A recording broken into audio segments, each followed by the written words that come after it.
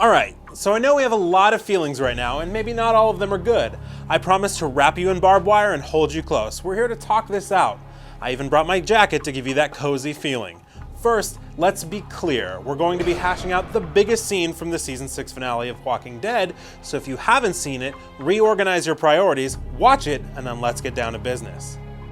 There were a few scenes from this week's Walking Dead that reference the comics, but we're going to use this time to really look at that big one. We've been waiting all season.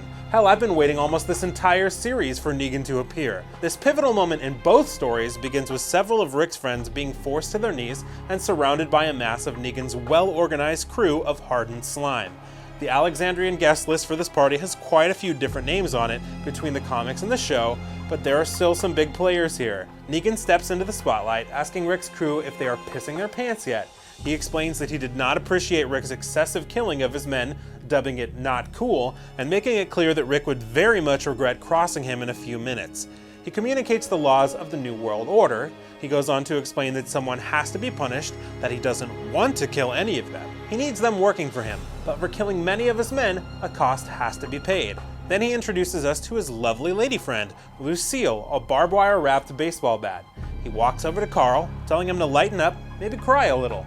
Interestingly enough, in the comics, he explains why he doesn't want to kill each of them, while in the show, he explains why each of them deserve to die.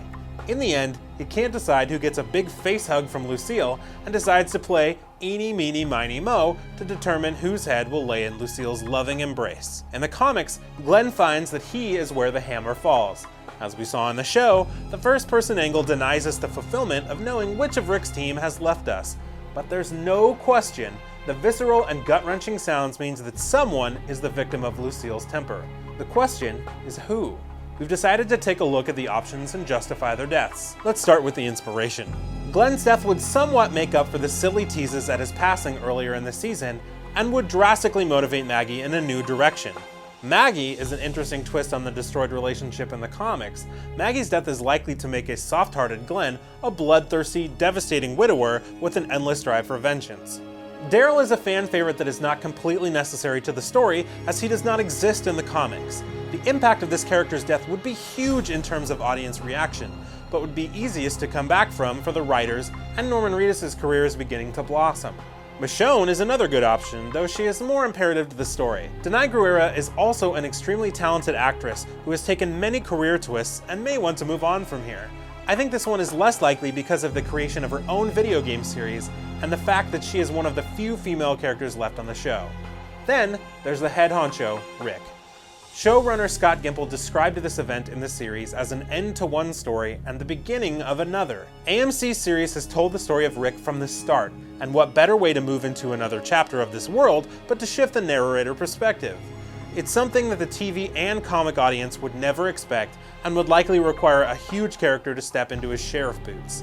It's a scary thought, but a viable one. The other characters in this scene wouldn't provide a substantial change for the show, with the exception of Carl, but Robert Kirkman has essentially said that the Walking Dead comic story is actually not Rick's story, but Carl's.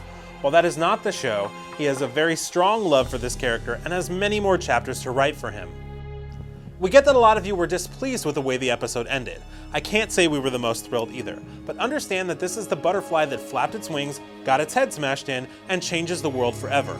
Make sure to keep an eye out for the season recap and predictions of what lies ahead for Alexandria, and for all your comic book TV show needs, keep it right here on IGN.